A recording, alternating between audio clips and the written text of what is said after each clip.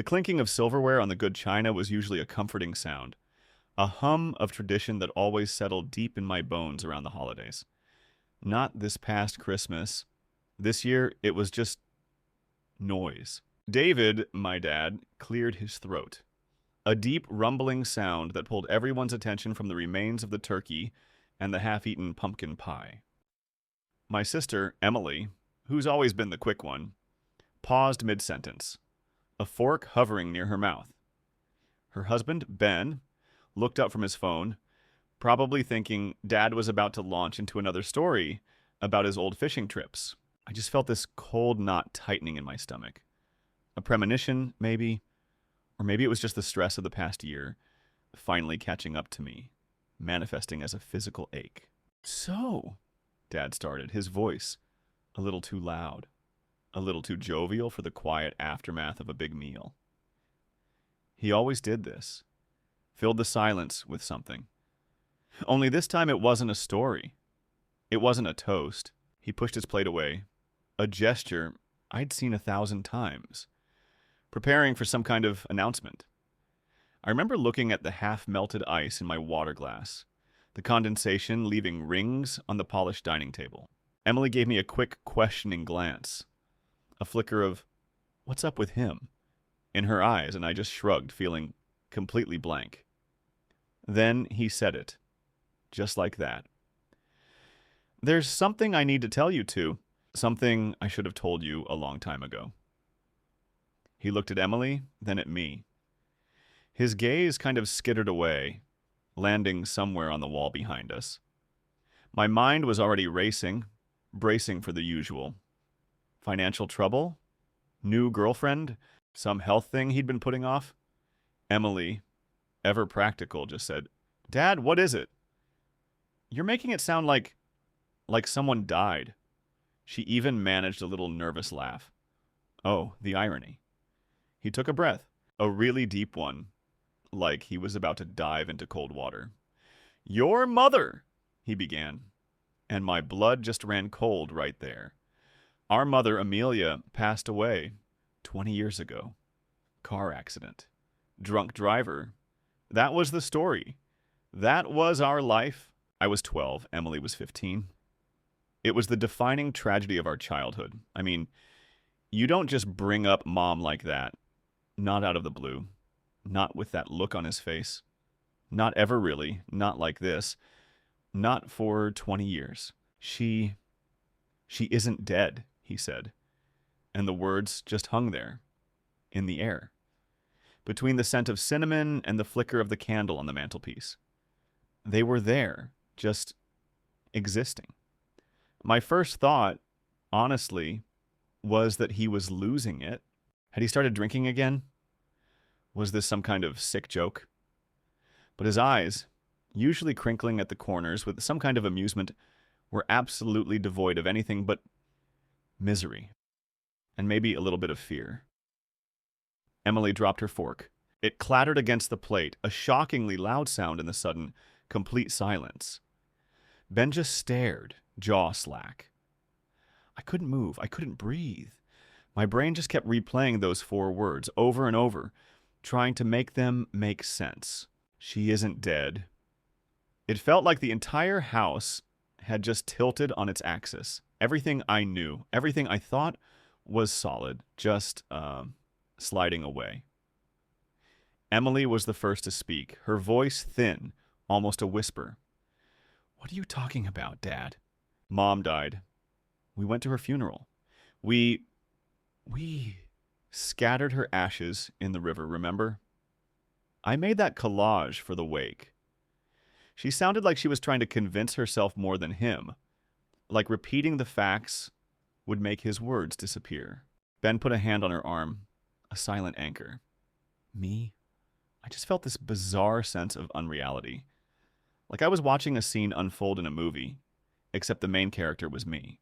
"No, Em, no, honey," Dad said, his voice cracking. That wasn't Amelia." He finally looked at us, his eyes wet and red-rimmed. It was an open casket funeral, but it was a Jane Doe. someone they couldn't identify. The police were under pressure, and she resembled Amelia enough. Same hair color, similar build, same age range. He paused, swallowing hard. I was told it was her, and I wanted to believe it. It was easier than what I knew. My brain just stalled. Easier than what I knew? What the hell did that mean? The story we'd been told for 2 decades, the one that shaped everything, the gaping hole in our lives, was a lie? I remember the funeral. The closed coffin then. Not open. Emily was wrong. That's how we mourned. Closed coffin. No final look. Always seemed odd for an accident. But we were kids. And David, our dad, he told us she was mangled. Unrecognizable. It made sense then. Now, it was just another brick in a wall of lies. He met Amelia back in '88, right after he graduated college. They both worked summer jobs at the same resort up in the Catskills, the Lakeside Inn. He was a lifeguard. She waited tables. He was this earnest, steady guy from a small town in upstate New York. Always had a plan, always saved his money. She was vivacious, spontaneous, laughed a lot, always had a story, even if some of them seemed a little stretched. He always said she swept him off his feet, and I remember him grinning when he told us that. How she was like this force of nature. They were engaged by the end of that summer, married by spring of '89, in a small ceremony at his parents' church. From what I remember, and what Emily remembers, Mom was always vibrant, loud. She loved bright colors, big earrings, and playing old Motown records so loud the floorboards vibrated.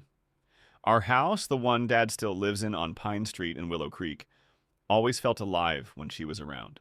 She taught us how to bake cookies without a recipe, just a little of this, a little of that, and her laugh, a loud, clear sound, could fill a room.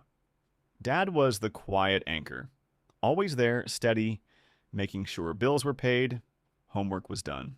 They seemed like two halves of a whole, balancing each other out. But even as a kid, I remember things. Little things that didn't quite fit. Mom would sometimes disappear for a few hours. Not often, but enough for it to be a thing. Dad would just say she was out exploring or running errands, even if the car was still in the driveway. She'd come back, usually with some obscure trinket from a flea market miles away, or a new idea for a painting. She dabbled in watercolors. He'd never press her, never really ask where she'd been. Just accept her explanation, no matter how vague. Emily, being older, probably noticed more. She once mentioned Mom had a strange scar on her shoulder blade, like a burn, that she always kept hidden. Mom just brushed it off, said it was from a cooking accident when she was a kid. There was also this weird intensity about her sometimes, like a flash. One time, when I was maybe 6, I accidentally broke a ceramic bird she'd bought from one of her explorations. I was terrified. She just stood there, staring at it, her face completely blank for a moment. Then she exploded, yelling about how careless I was, how I never respected her things. Dad came in, calmed her down, and she was crying and apologizing 5 minutes later, hugging me tight, saying she didn't mean it. It was like a switch flipped. It scared me, but then it was over, and everything went back to normal. Dad always rationalized it as her being passionate or creative. He'd say, "Your mom feels things deeply, kiddo. Don't take it personally." I believed him. We all did. We had no reason not to. She was our mom, and then she was gone. Or so we thought. Now, sitting at that Christmas table, the cloying smell of pine needles and burnt sugar filling the air, it felt like those little flashes, those quick disappearances, those vague stories. They weren't just quirks. They were breadcrumbs, leading us to this moment, a moment I never, ever could have prepared for. The air in the dining room was thick enough to cut with a knife. Emily looked like she was about to be sick. Ben just kept patting her arm, his face a mask of shock. I finally found my voice, or at least a whisper of it. "What are you talking about, Dad? How How could it not be her? The police. The identification? Dad finally looked at me, really looked at me, and his eyes were full of something I hadn't seen in them since I was a little kid. And he was trying to explain why our dog, Buster, wasn't coming home. Just raw, helpless grief. It was complicated, Leo. There was a fire miles from here, up near Lake Crescent. A cabin. An accident. Someone died. No ID, not really, just dental records. But the body, it was so badly burned. They found a driver's license, a purse, some belongings, and it matched Amelia's car, the one she'd been driving that day. He paused, taking another shaky breath. But the license, the purse, they weren't hers. They were planted. A switch. A very elaborate, very cruel switch. He then started to tell us about the day Amelia died. It wasn't a car accident with a drunk driver. Not really. It was just a day like any other. Tuesday, October 23rd, 2003. I was in 5th grade, Emily in 8th. Amelia had dropped us off at school, kissed us goodbye, told us she loved us, said she was going to an art supply store in New Paltz, picking up some special watercolors she'd ordered. Normal, boring even. David got the call from the state troopers late that afternoon, while he was still at the accounting firm. They told him about the cabin fire, the car, the body. They asked him to come identify the remains. I went, he said, his voice barely audible. I went to the morgue. She was unrecognizable. They showed me what they had, a ring, a necklace, things that could have been hers. They were so sure, Leo, Emily. The dental records matched. They said it was a miracle they got anything from the jawbone. I was in shock. I didn't question it. I didn't want to. It was too much. The idea that she could just be gone. I just wanted it to be real, to have an answer. So I said yes. I identified her. And then I came home, and I had to tell you two. The words felt like physical blows. My head was spinning. Emily, bless her, was already firing questions. But how? Who? Why would she do that? Plant a body? Just leave us? You're saying she faked her own death? For 20 years. Her voice was rising, hysteria starting to creep in. That's the part I didn't know then, Dad continued, his gaze distant. And the part that took me years to figure out. She didn't plant the body. Someone else did. And she wasn't just leaving us. She was running from something or someone. This was new. A whole different layer of lies. Running from what? I asked, my voice flat. What could be so bad she'd abandon her kids? Her whole life. He looked at his hands, twisting his wedding ring, the one he never took off. Amelia had a life before me, before us. A complicated one. She told me little bits when we were dating about a tough childhood, some trouble she'd gotten into when she was young. Never specific. I thought it was just past mistakes, normal stuff. She was always so good at compartmentalizing. She had this way of making you feel like you were the only thing that mattered in the world, in that moment. And she always had a story for everything. About where she learned to cook, why she was so good at noticing details, why she hated certain kinds of music. I just thought she was unique. He eventually started getting cryptic phone calls. Maybe a year after Amelia died. Unlisted numbers. Heavy breathing. Sometimes just silence. He dismissed it as grief, people messing with him. Then, 5 years later, a letter arrived. No return address. Just a typewritten note. She's alive. And she's watching you. You messed up, David. You let her go. He showed us a faded photocopy of it, which he'd kept hidden in a safe deposit box. My blood ran cold reading it. Emily gasped. I thought it was some kind of sick joke, Leo, he explained, his voice strained. A prank. A scam. People are terrible. But then I started seeing things. Not her, but signs. Like one time I was at the grocery store just pushing the cart, and I saw this woman from the back, same exact scarf Amelia used to wear, same way she'd tie her hair up. My heart stopped. I followed her for like 10 minutes, feeling like a crazy person. It wasn't her, of course, just some random lady. But it put the idea in my head. Another time, maybe 6 years ago, he said he was on a business trip in Santa Fe, New Mexico. He was walking through one of those artisan markets, just browsing, and he saw a painting, a watercolor. It was exactly Amelia's style. Her brush strokes, her colors. It depicted a very specific view of the Willow Creek Reservoir, a place she loved to paint. He tried to buy it, but the vendor said it was just a consignment piece, and the artist was anonymous. He pressed them, pleaded with them, but they wouldn't give up any information. He swore it was her. He sent a picture of it to Emily and me at the time, just saying, "Look at this. Reminds me of Mom." And we agreed it did. But we just thought it was a strange coincidence. He'd been looking for her, even then, in some subconscious way. He just didn't admit it to himself. Not fully. "I started hiring private investigators," he confessed, shame etched on his face. "Small-time guys at first, they found nothing. Just took my money. Then about 3 years ago, I found a good one. A woman named Rachel Chen. She was thorough.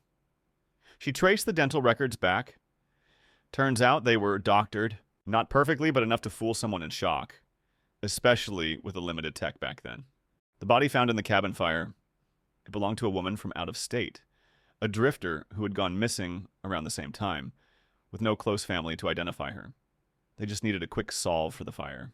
The police, bless their hearts, they were just trying to do their job. They just got used, manipulated. Rachel Chen found a paper trail. Not Amelia's name, but a different name. A completely different identity, popping up in records in different states over the years. First in Arizona, then in California, then in Florida. She used cash, fake IDs, always moving, never staying in one place for long. It wasn't a perfect trail. It was full of gaps and dead ends. But there were enough similarities in method, in little details, that Rachel was convinced. Amelia, or whoever she was now, was alive. She was out there, and she was extremely good at covering her tracks. "But why now?" Emily asked, her voice raw. "Why tell us this now, after 20 years of silence?" Dad picked up a small, hand-carved wooden bird from the mantelpiece, a piece Amelia had bought years ago. He ran his thumb over it, because Rachel finally found something concrete, a current address. Not a full name, but enough for a lead.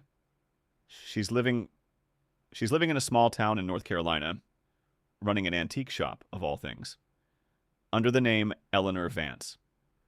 He looked at us, his eyes pleading for understanding. I didn't know how to tell you. I kept thinking, what if it's a mistake? What if it's not her? What if she's in danger? What if I put you two in danger by bringing it up? But I couldn't keep it to myself anymore. Not after Rachel showed me the pictures. It's her. It's definitely her. Grown older, but it's her. And she's not alone. The words hung in the air. She's not alone. It was almost too much. My chest felt tight, like someone had wrapped a heavy band around it. Emily looked at Dad, then at me, her eyes wide and confused. "Not alone? What do you mean?" Dad pushed his glasses up his nose, a nervous habit. "Rachel found out she has a family, a son, about 9 years old." He paused, letting that sink in.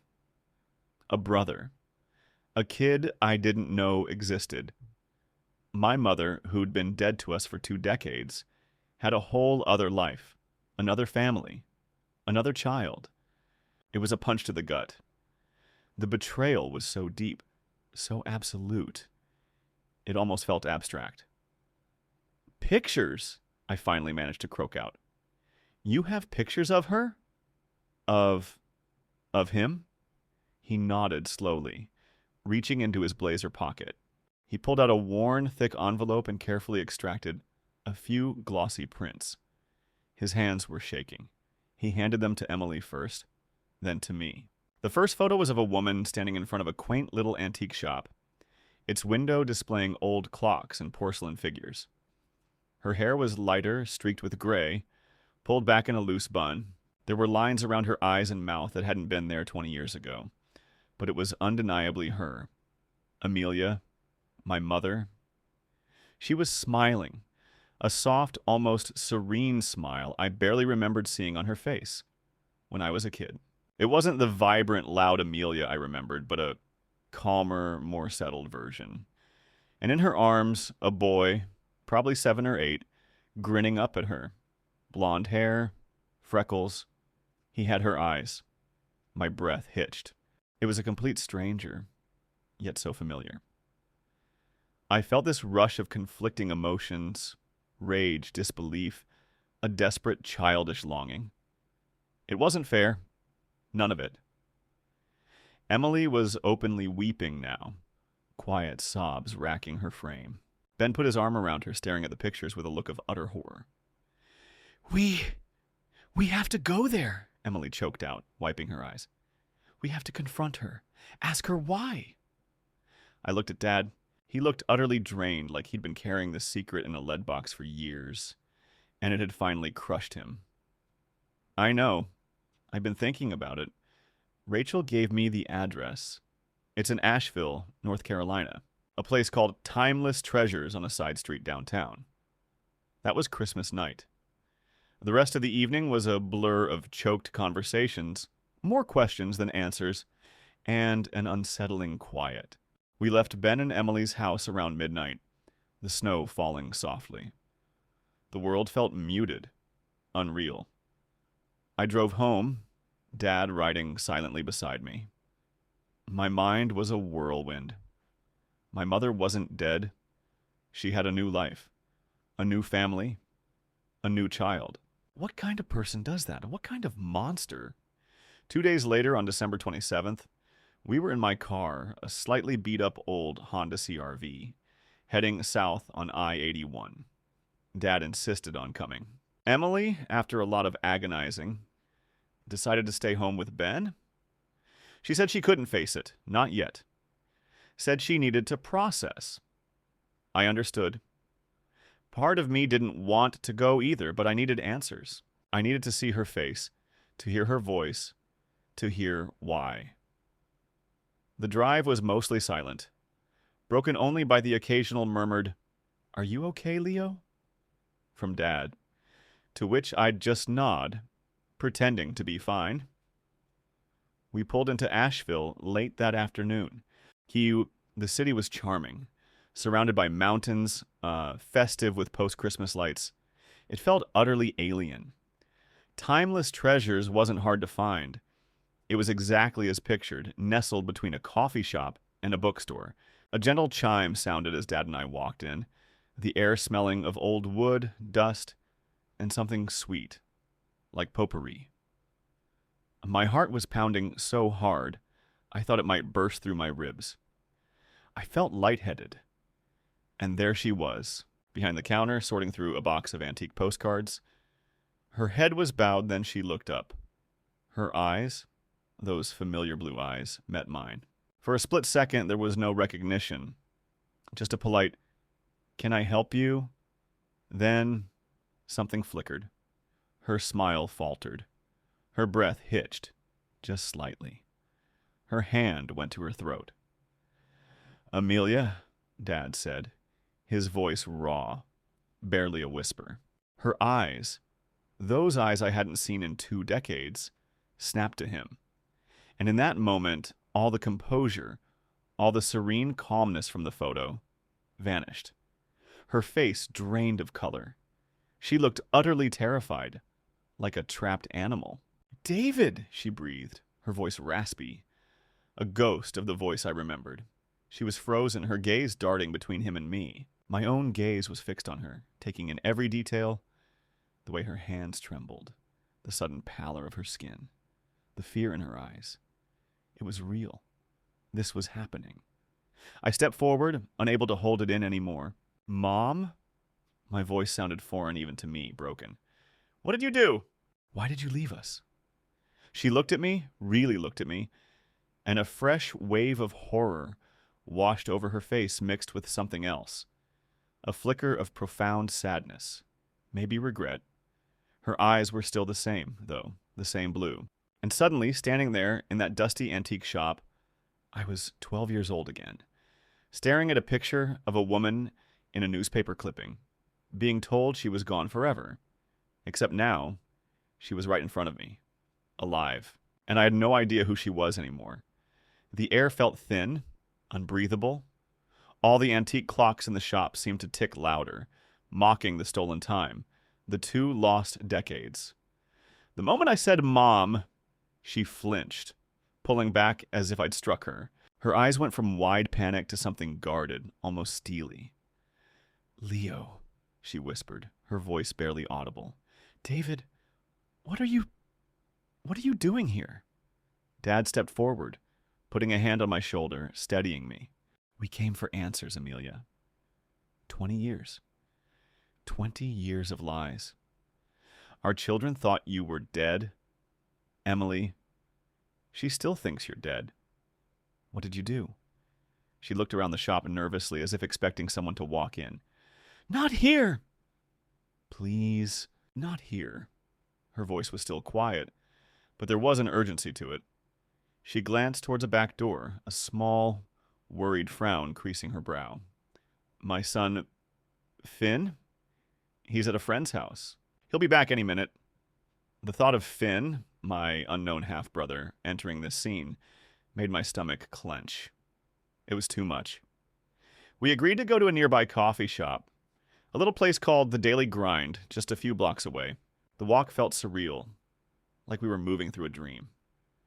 I kept glancing at her, this woman who was supposed to be my mother, trying to reconcile the image of the woman next to me with the faded memories of the woman who used to sing me lullabies. She avoided our gaze, her shoulders hunched, walking a little ahead of us. At the coffee shop, we found a quiet booth in the back. The aroma of roasted beans and cinnamon rolls was suffocating. She ordered a black coffee, her hand still trembling slightly, as she held the mug. Dad and I just sat there, waiting.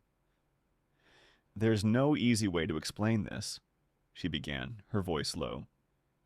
"And what I did? It was unforgivable. I know that. But I didn't have a choice, not really."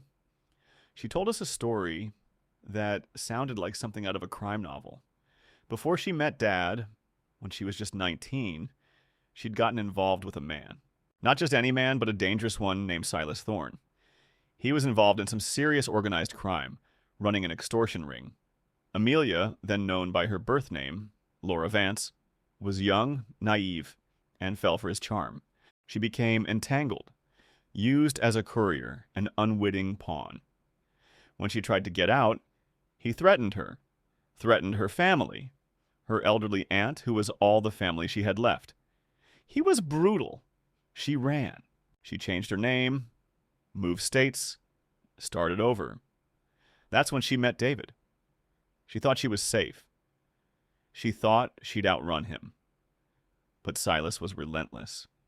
He found her, tracked her down in Willow Creek. 10 years after she'd left him, she started receiving anonymous threats. Then, the calls.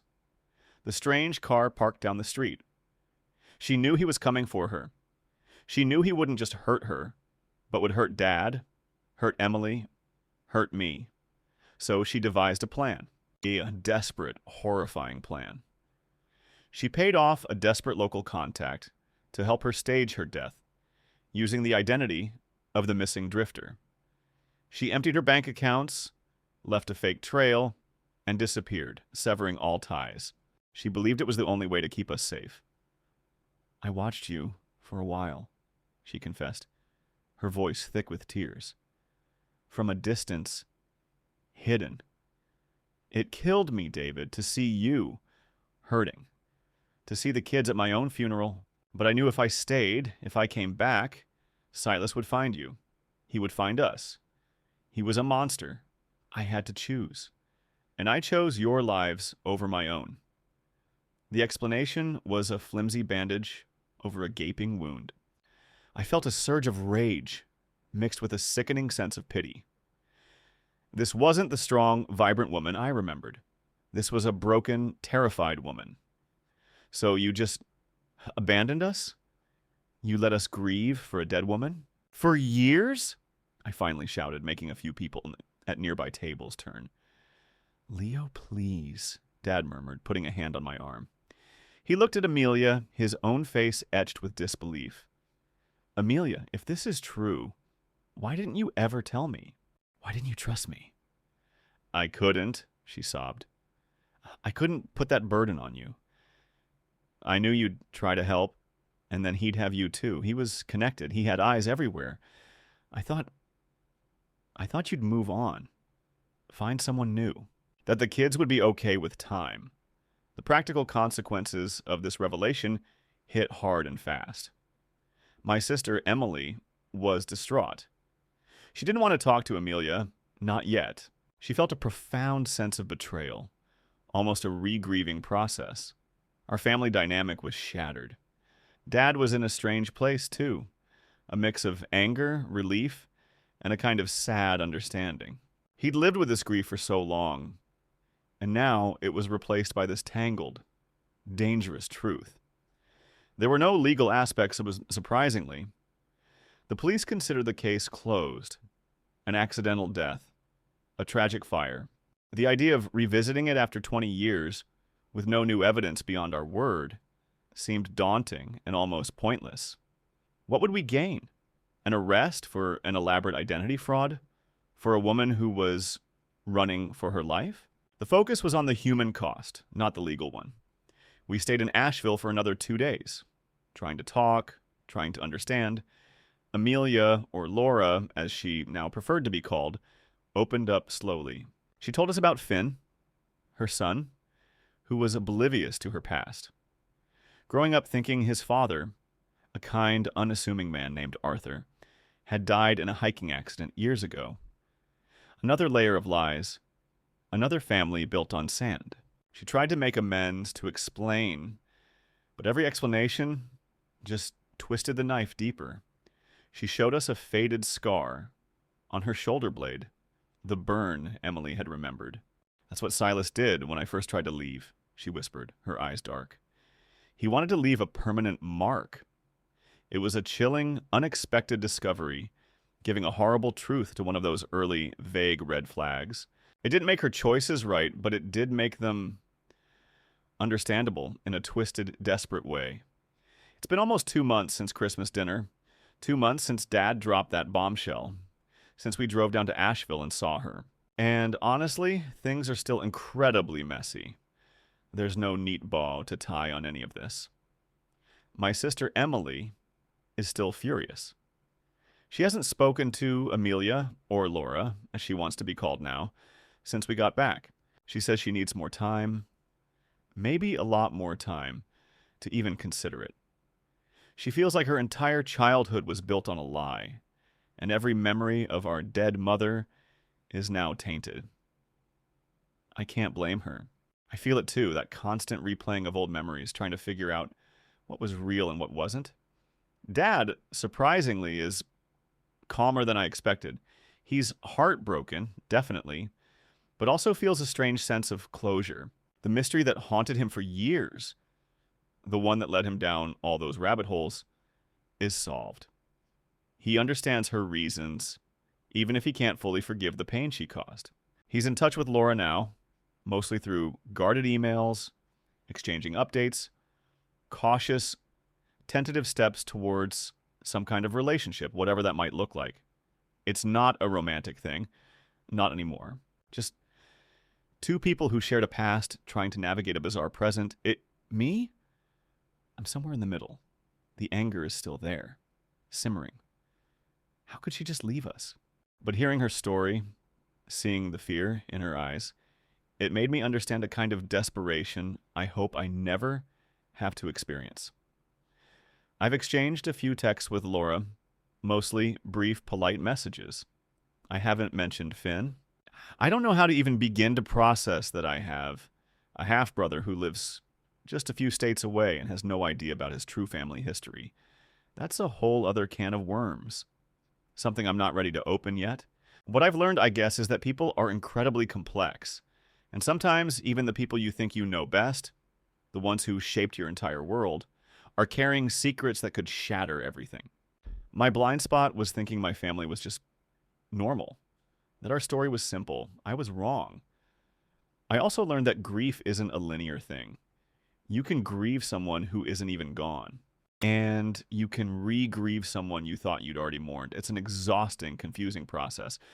My plans for the future? Well, my life feels like it got thrown into a blender.